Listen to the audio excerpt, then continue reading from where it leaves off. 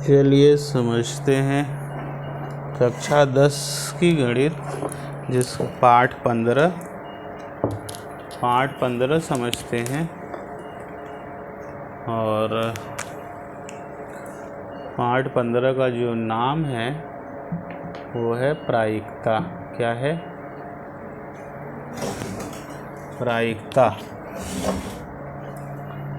सब कोई copy pen ले लीजिए, आराम से नोट करिए। प्रायिकता, पाठ 15, कक्षा 10। कक्षा 10 की गणित जिसका नाम प्रायिकता है, इसको आप नोट करिए। आइए सोलू, आ जाओ, इसको नोट करवाओ भाई, आ जाओ ना। ऐसा किया करो, इससे पढ़ा करो। क्या किया करो? हाँ, चलो देखो, इधर आ जाओ, इसको पढ़ो, उसको सोलू, इसको हम दे देते हैं थोड़ा सा।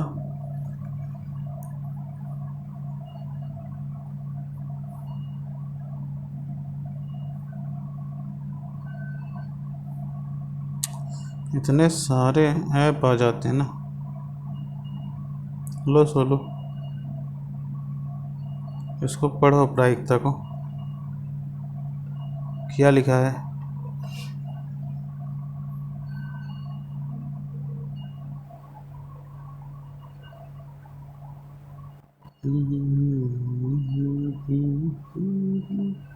देखो क्या लिखा है वो सोलू।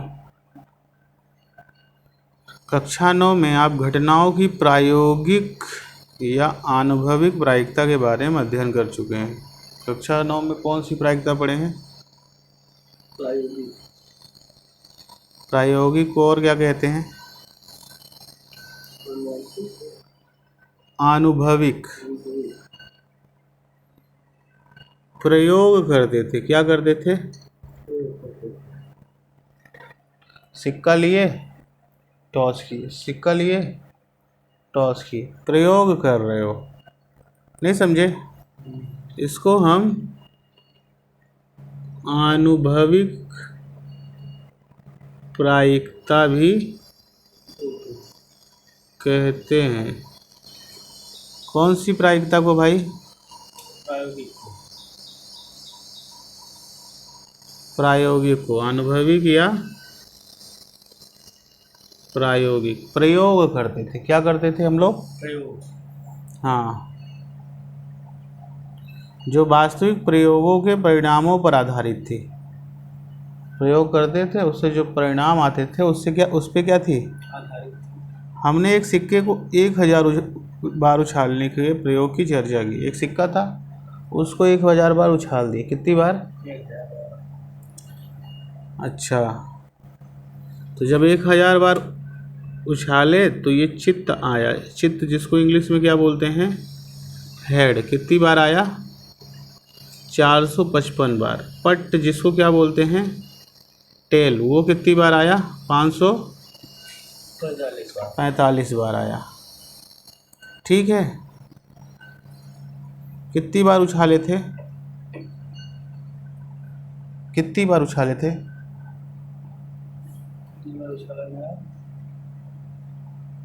बताओ कितनी बार उछाले थे? 455 प्लस 545। 455 प्लस 545 कितनी बार हो गया? 1000 बार।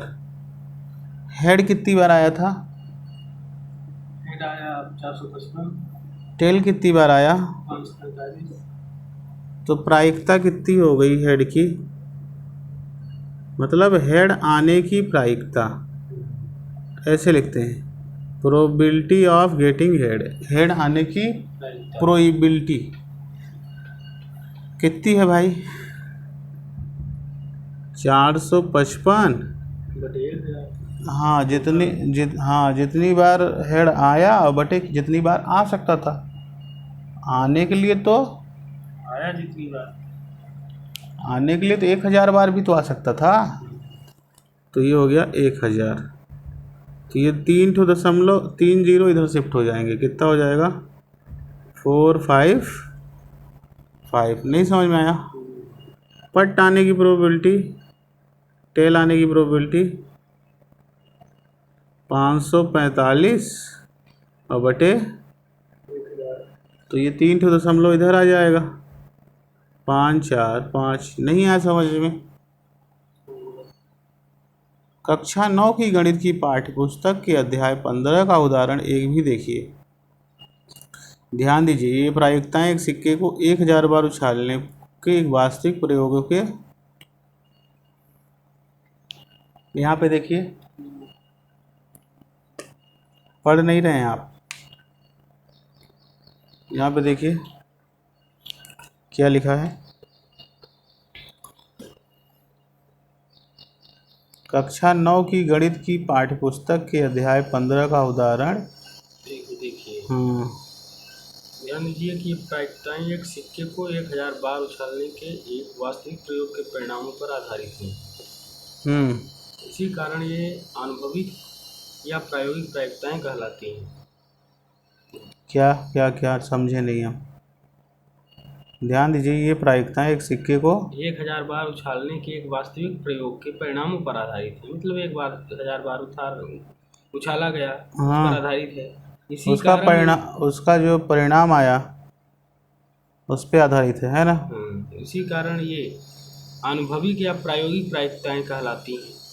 मतलब प्रयोग किया गया 1000 बार, इसे प्रायोगिक प्रायिकताएं कहलाती हैं। वस्तुतः प्रायोगिक प्रायिकताएं वास्तविक प्रयोगों के परिणामों तथा घटनाएं घटित होने की पर्याप्त रिकॉर्डिंग पर निर्भर करती हैं।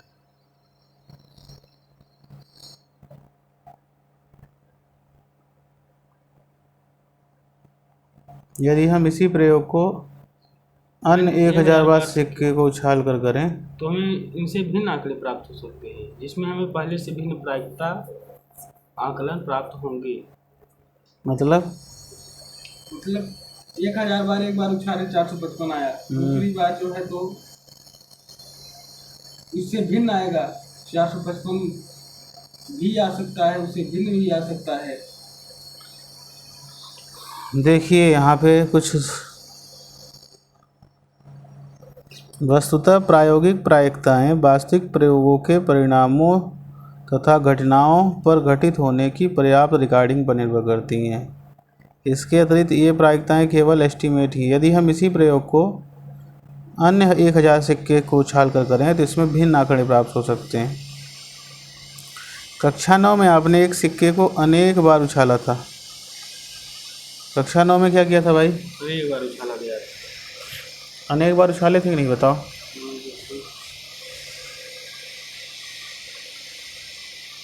और नोट किया था कि चित्त या पट कितनी बार आया। ठीक है,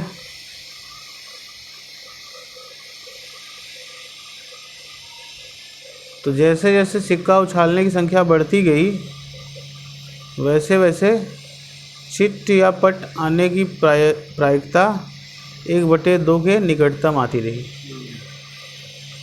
अगर उछालने की संख्या बढ़ा दोगे ना तो चित्त आने की प्रायिकता और पट आने की प्रायिकता लगभग बराबर हो जाती है। मतलब इससे ये पता चल रहा है कि सिक्का उछालने की संख्या बढ़ा दो तो चित्त या पट आने की प्रायिकता भी बराबर होने लगती है। क्लियर है कि नहीं क्लियर है? बोलो, बिल्कुल क्लियर है।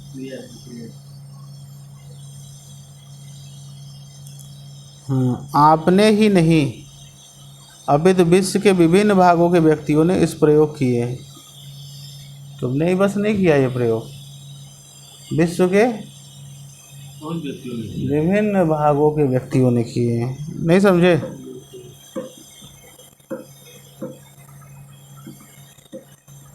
नहीं समझे? और क्या लिखा है?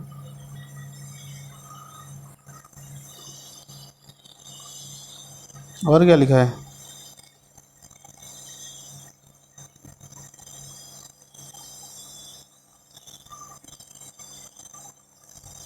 और चित्त आने की संख्या को क्या किया है, रिकॉर्ड किया है। कि कितनी बार आया। हाँ, उदाहरणार्थ 18वीं शताब्दी के फ्रांसीसी जीव विज्ञानी कोम्टे डी बुफॉन ने सिक्के को 4040 बार उछाला।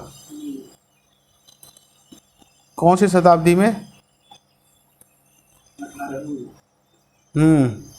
कहाँ के जीव विज्ञानी? फ्रांसीसी के, जिनका नाम क्या था? कोम्टे डी बुफॉन। एक सिक्के को कितनी बार उछाला? एक सिक्के को कितनी बार उछाला भाई? 4040 बार। कितनी बार? 4040। हाँ, 4040 बार उछाल दिया। और चित्त आने की प्रायिकता कितनी थी? 2048। इधर देखो, 2048। कितनी बार उछाला? 4040। चित्त कितनी बार आया? 2000। कितनी बार आया? 45। यानी जब इसको भाग देते हैं तो आता है 0.507। फिर ब्रिटेन के जेई कैरिच ने एक सिक्के को 1000 बार उछाला। कितनी बार उछाला? 1000 बार। तो कितनी बार चित्त आया? 5067। और हर में कितना था? इतना। तो इसको जब भाग दिए कितना आ गया? 0.5067। ठीक है। सांख्यिकी विद कार्ल पियर्सन ने इसमें अधिक समय व्यतीत करके एक सिक्के को, एक कार्ल पियर्सन थे, कौन थे? हाँ, इसमें अधिक समय व्यतीत करके एक सिक्के को 24,000 बार उछाला। कितनी बार उछाला? 24,000। बाप रे। उसने 1212 बार चित्त प्राप्त किए। कितनी बार उछाला कार्ल पियर्सन ने? कार्ल पियर्सन ने कितनी बार उछाला? बताओ भाई। 24,000 बार। तो कितनी बार चित्त पाया? कितनी बार चित्त पाया भाई? कितनी बार चित्त पाया बताओ? कितनी बार चित्त पाया? 12,000 बार। 12,012 बार। ठीक है। तथा इस प्रकार उसे चित्त आने की प्रायोगिक प्रायिकता, चित्त आने की प्रायिकता कितनी हो गई? 12,012 बटे 12,012 बटे 24,000। क्योंकि 24,000 बहुत बढ़िया, क्योंकि 24,000 बार उछाला था। 24,000 लगभग बराबर आसपास है। तो उसका आधा लगभग आया। तीनों ने ज़्यादा बार जब उछालने की कोशिश की, जब ज़्यादा बार क्या करने की कोशिश की, तो प्रायिकता लगभग आधी आने लगती चित्त की भी, और मतलब दोनों की प्रायिकताएं क्या होने लगती हैं? बराबर होने लगती हैं। अब मान लीजिए कि हम प्रश्न करते हैं, यदि सिक्का उछालने के प्रयोग को मान लीजिए 1 मिलियन बार किया जाए। कितनी बार किया जाए? 1 मिलियन। तो चित्त आने की प्रायोगिक प्रायिकता क्या होगी? 10 मिलियन बार किया जाए तो? आप सहज ज्ञान से ये अनुभव करेंगे, जैसे जैसे सिक्का उछालने की संख्या बढ़ती जाती है, वैसे वैसे चित्त या पट्ट आने की प्रायिकता 1/2 के आसपास प्रतीत होती। नहीं समझे? जैसे जैसे जैसे जैसे सिक्का उछालते जाओगे, बढ़ाते जाओगे, चित्त और पट्ट आने की प्रायिकता, चित्त आने की प्रायिकता, चित्त आने की तथा पट्ट आने की प्रायिकता बराबर होने लगती है। नहीं समझे? समझ गए कि नहीं समझे बताओ?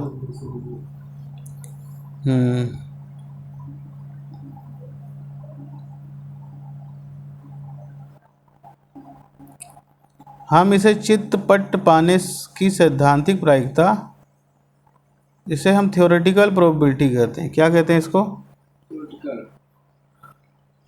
इसे हम चित्तपट पाने की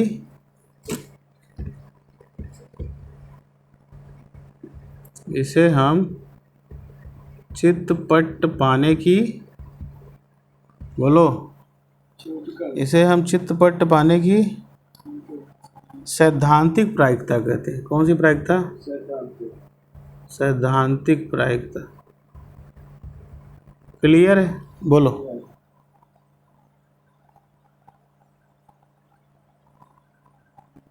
जिसे पारंपरिक प्रायिकता भी कहते हैं। इसका दूसरा नाम भी क्या है? पारंपरिक प्रायिकता। क्लियर है? इस अवधारणा में आधारित सरल समस्याओं की चर्चा करें। प्रायिकता एक सैद्धांतिक दृष्टिकोण। यहाँ देखिए, प्रायिकता एक सैद्धांतिक दृष्टिकोण है। क्या है? इधर देखो, आ जाओ।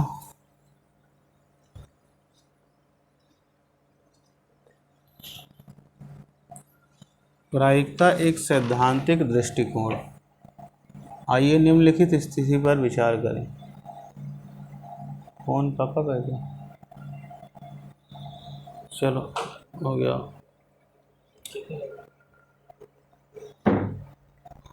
प्रायिकता एक सैद्धांतिक दृष्टिकोण।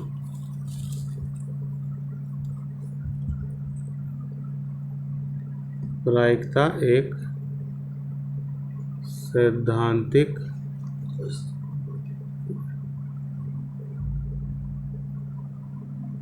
दृष्टिकोण।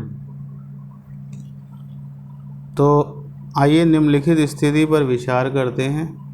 मान लीजिए एक सिक्के को यादृच्छिया उछाला जाता है। कैसा उछाला जाता है? यादृच्छिया। एक सिक्के को यादृच्छिया उछालिए। जब हम एक सिक्के की बात करते हैं तब हम यह कल्पना करते हैं कि वह न्याय संगत है।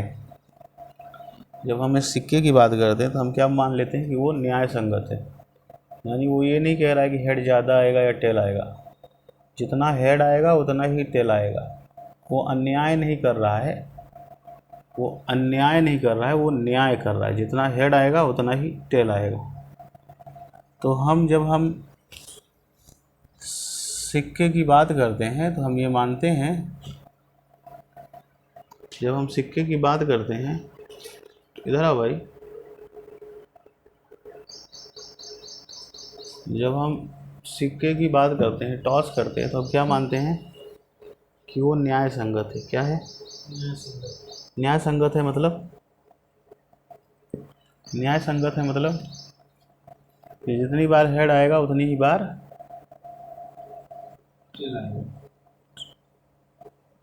हाँ, वो ये नहीं आ सकता है। हम ऐसा मानते हैं कि हेड और टेल आने के चांस बराबर हैं। ये नहीं कि हम उसको ऐसे बना दें कि हेड ज़्यादा बार गिरे, टेल ज़्यादा बार आए। मतलब न्याय है। ये नहीं कि अन्याय कर रहा है कि हेड ज़्यादा देगा या टेल ज़्यादा देगा। नहीं समझे? हाँ, अर्थात वह सम्मित है। अर्थात वह कैसा है? सम्मित मतलब समान है। वो क्या दे रहा है? वो क्या दे रहा है? बोलो भाई। हाँ, हेड और टेल आने के चांस वो क्या कर रहा है? हेड और टेल बराबर दे रहा है। नहीं समझे?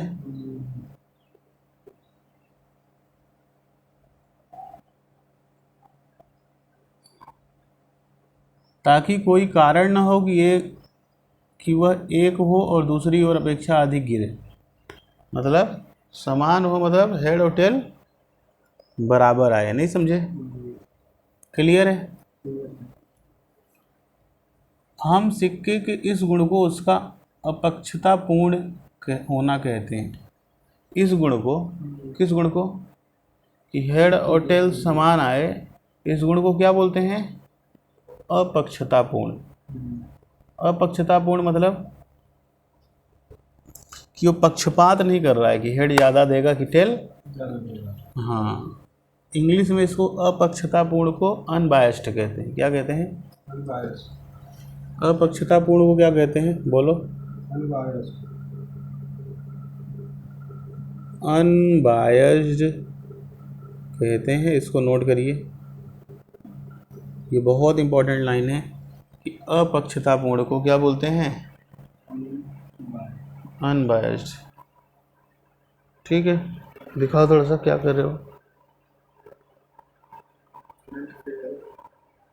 इधर देखो, इधर।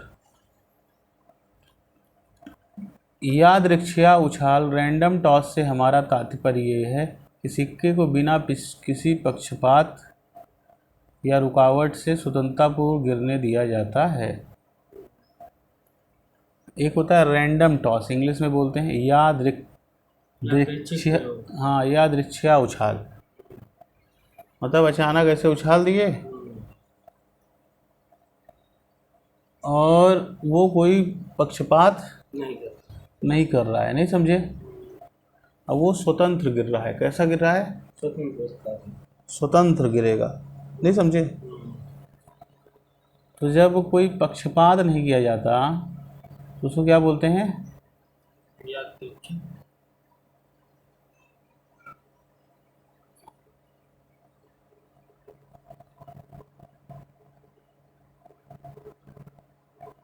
हाँ, यादृच्छिक उछाल, नहीं समझे? स्वतंत्रता पूर्वक गिरने दो, ये नहीं कोई पक्षपात करो। इस तरह के उछाल को क्या बोलते हैं? यादृच्छिक उछाल। हम पहले से जानते हैं सिक्का दो संभव विधियों में से केवल एक ही विधि में गिर सकता है। हमको पहले से ही पता है सिक्का कैसे गिर सकता है, या तो चित्त गिरेगा या तो या तो चित्त ऊपर आएगा या तो हम सिक्के के उसके किनारे एज के अनुदिश गिरने की संभावना को अस्वीकार करते हैं। हम ये मानते हैं कि जो सिक्का है वो ऐसे ऐसा नहीं है कि वो गिरेगा, वो ऐसे खड़ा नहीं हो जाएगा। हम ऐसा नहीं मानते हैं कि वो गिरेगा नहीं समझे? हम ये मानते हैं या तो हेड आएगा या तो टेल आएगा। हम ये नहीं मानते कि वो ऐसे खड़ा हो जाएगा। ठीक है, इस चीज़ को हम अस्वीकार करते हैं। क्या करते हैं? इस चीज़ को स्वीकार नहीं करते हैं। ठीक है, बोलिए। जो उदाहरणार्थ तब संभव है जब सिक्का रेत पर गिरे। अच्छा, वो खड़ा कब हो जाएगा? जब रेत वगैरह में, बालू वगैरह में तुम जाके फेंक दो तो वहाँ पे ये संभावना हो सकती है। ठीक है, हम यह तर्क संगत रूप में मान सकते हैं कि प्रत्येक परिणाम चित्त या पट्ट का प्रकट होना उतनी ही बार हो सकता है जितना कि अन्य परिणाम का।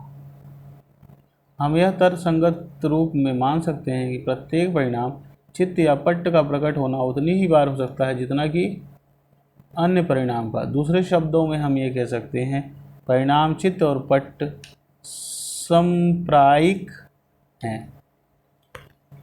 एक चीज़ और नोट कर लीजिए कि चित्त आने की, जब एक सिक्का को उछालते हो तो चित्त आने की प्रायिकता और पट्ट आने की प्रायिकता हम समान मानते नहीं समझे? नहीं समझे? हम ये मानते हैं कि जो चित्त आने के चांस है जितना, उतना ही पट्ट आने के चांस है। अच्छा, प्रायिकता क्या है? प्रायिकता क्या है? बताओ, प्रायिकता क्या है?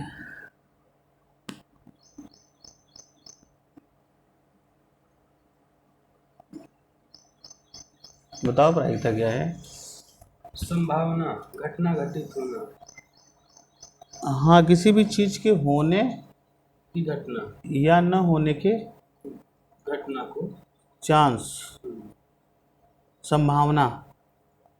किसी चीज़ के होने, तुम परीक्षा दिए हो एसएससी का कि पास हो जाओगे कि नहीं, तो कितने परसेंट चांस है कि तुम पास हो जाओगे और कितने परसेंट चांस है कि पास नहीं होगे। इसकी संभावना को नापना क्या कहलाता है? प्रायिकता। प्रायिकता कहते हैं। नहीं समझे?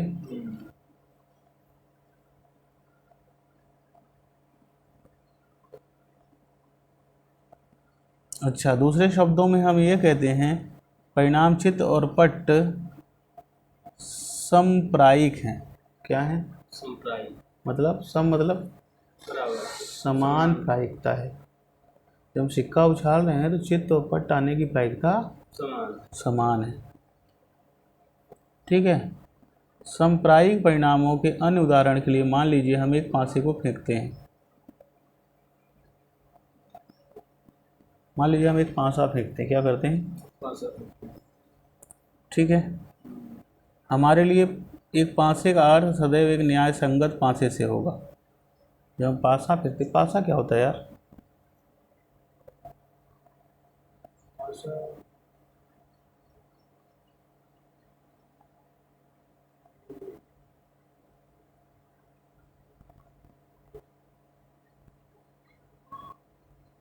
खेलने वाला पासा।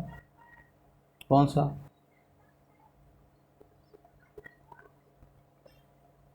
लूडो की एक मानक पासा होता है। लूडो की गोटी। पासा एक सामान्य पासा, एक मानक पासा। लूडो की गोटी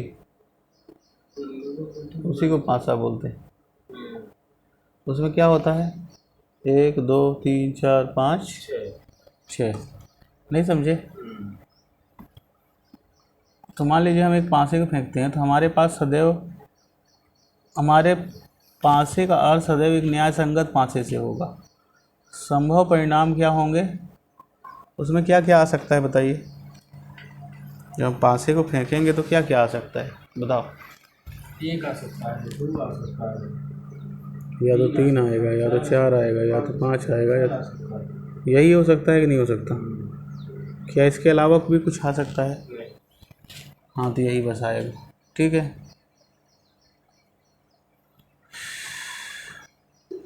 प्रत्येक संख्या के ऊपर आने की समान संभावना है। जब उसको फेंकते हो ना तो जितना आने के, अच्छा, एक आने की प्रायिकता क्या है बताओ? एक आने की प्रायिकता क्या है? 1/6 है कि नहीं है? 2 आने की प्रायिकता क्या है? 3 आने की प्रायिकता?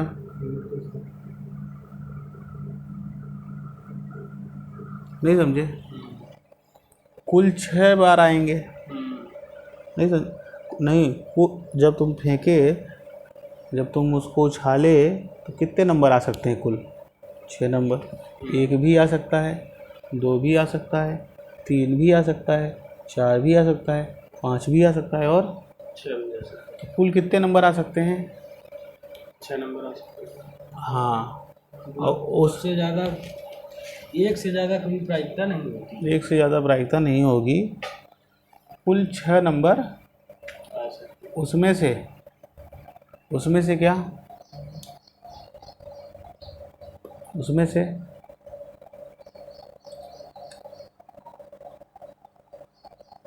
उसमें से बताओ, एक आने की प्रायिकता क्या होगी? 1/6। 2 आने की प्रायिकता 2, और कुल कितने आ सकते हैं? नहीं समझे? 3 आने की प्रायिकता 3, और कुल कितने आ सकते थे? 3 आया और कितने आ सकते थे? 6। आ सकते हैं। नहीं समझे? नहीं नहीं नहीं नहीं नहीं, ये गलत हम बता रहे हैं। 1/6 होगा। बहुत बढ़िया, नंबर नहीं लिखा जाता है। बहुत बढ़िया बताए। सबका 1/6, वही हम भी सोच रहे हाँ, थे। नहीं बोलना चाहिए, तो कभी कभी गलत हो जाता है। तो एक एक एक ही बार आ सकता है। तो एक, और कुल कितने बार आ सकते थे? नहीं, कुल कितने नंबर आ सकते थे? 6। 1/6, 2 भी 1/6, 3 दो भी 1/6। दो तो एक ही बार आएगा जब आएगा तो। और कुल कितने बार आ सकता, कुल कितने नंबर आ सकते थे? 6। 2 आने की प्रायिकता, तो ये देखो, प्रोबेबिलिटी ऑफ 1, एक आने की प्रायिकता 1/6, 2 आने की प्रायिकता, 3 आने की प्रायिकता 1/6, 4 आने की प्रायिकता, 5 आने की प्रायिकता, 6 आने की प्रायिकता, 6 भी एक ही बार आएगा ना। जब एक बार उछाले हो तो एक ही बार ना सकता है। अब कुल कितने नंबर आ सकते थे? कुल कितने नंबर आ सकते थे? 6। और एक कितनी बार आया है?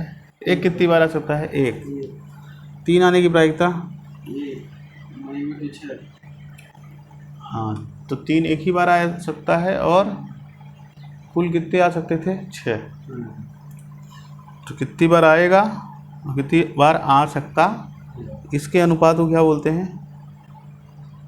इसके अनुपात को क्या बोलते हैं? प्रायिकता। किसी भी चीज़ के होने या न होने के चांस को प्रायिकता कहते हैं। क्लियर है? क्लियर है? कहीं कोई दिक्कत है? कोई दिक्कत नहीं। क्या प्रत्येक प्रयोग के परिणाम सांप्रायिक होते हैं? बताइए। जो भी आप प्रयोग करोगे उसके परिणाम सांप्रायिक होंगे क्या? उन सब की प्रायिकता समान होगी क्या? आइए देखें। मान लीजिए एक थैले में 4 लाल गेंदें हैं और एक नीली गेंद है। एक थैले में कितनी लाल गेंद है? 4। और एक कितनी गेंद है? नीली गेंद है। तो क्या आप इस थैले में से बिना थैले के अंदर कुछ देखे गेंद निकालते हैं? मान लीजिए क्या है, एक थैला है, उसमें कितनी लाल गेंद है? 4। और नीली गेंद कितनी है? 1। तो क्या आप इस थैले में से बिना थैले के अंदर कुछ देखे गेंद निकालते हैं? इसके क्या परिणाम है? क्या लाल गेंद केवल नीली गेंद के परिणाम सांप्रायिक है?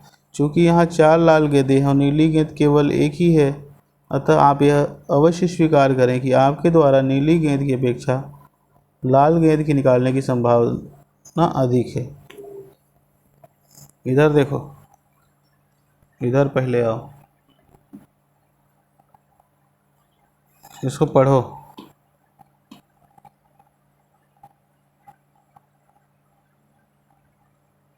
इसको पढ़ो। मान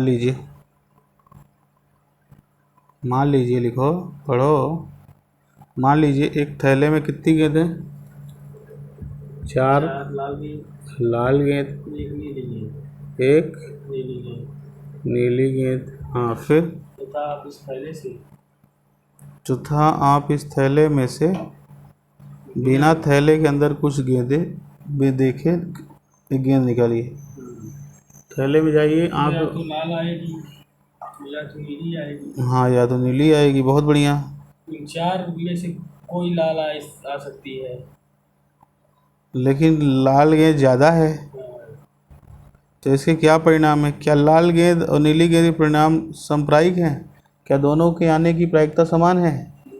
नहीं है, क्योंकि यहाँ लाल गेंद कितनी है? 4 और नीली गेंद कितनी है? तो आप यह अवश्य स्वीकार करेंगे कि आपके द्वारा एक नीली गेंद की अपेक्षा लाल गेंद की संभावना ज़्यादा है। हाँ, नहीं समझे?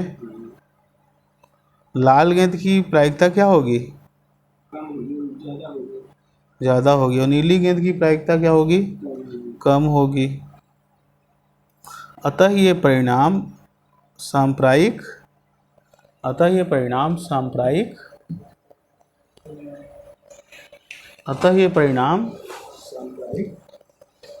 नहीं है। क्यों सांप्रायिक नहीं है? बराबर नहीं जा सकते, क्योंकि लाल जो है ज़्यादा है और नीली गेंद क्या है? कम है। तो प्रायिकता समान कैसे होगी भाई? तो इनके प्रायिकता समान नहीं होंगे। ठीक है।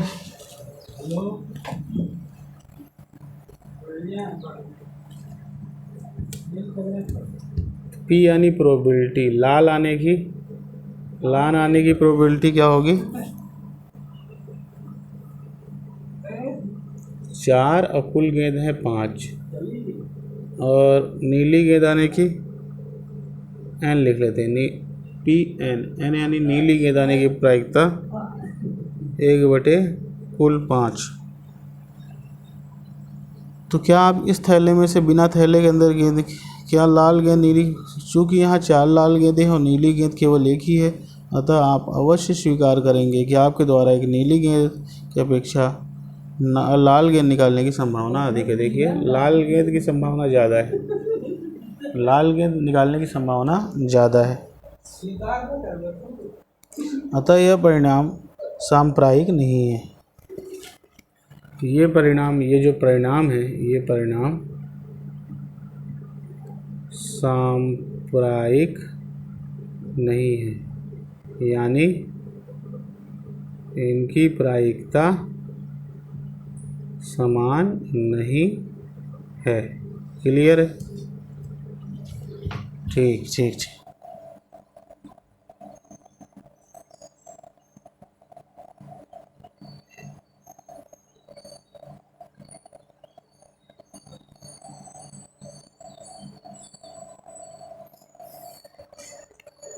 चलिए आगे देखते हैं, आगे देखते हैं।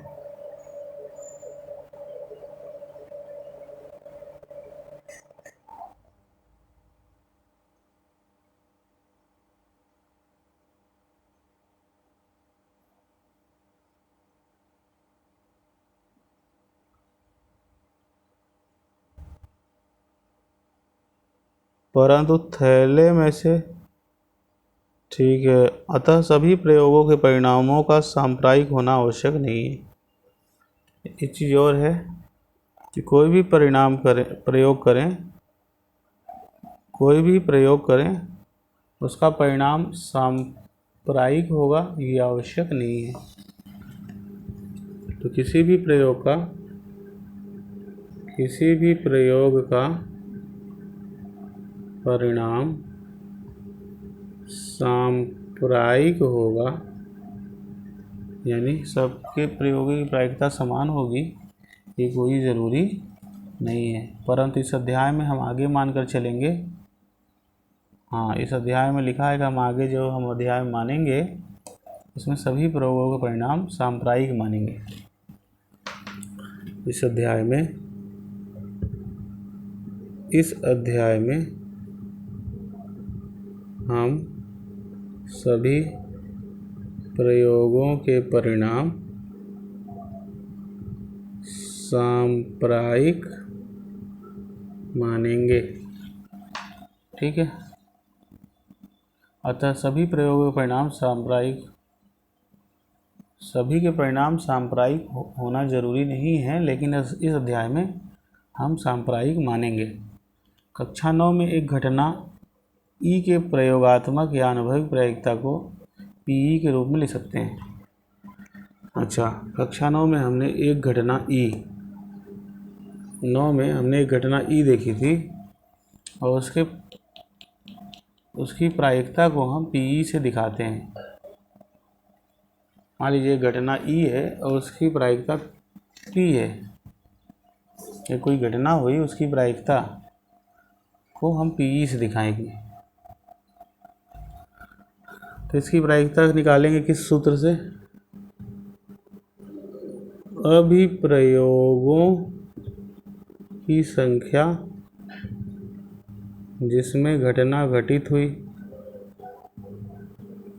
कितने प्रयोग किए गए बटे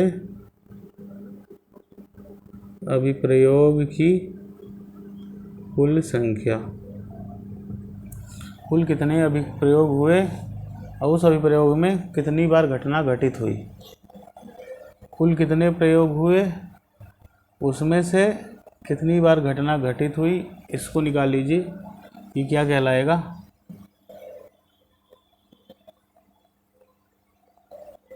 ये क्या कहलाएगा? प्रयोगात्मक या अनुभविक प्रायिकता। इसको क्या बोलेंगे?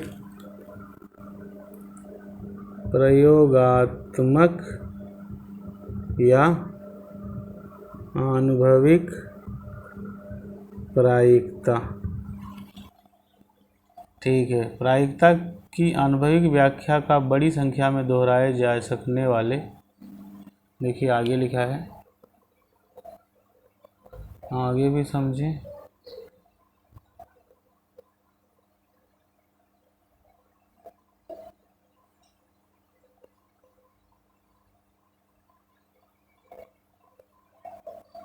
आगे समझिए।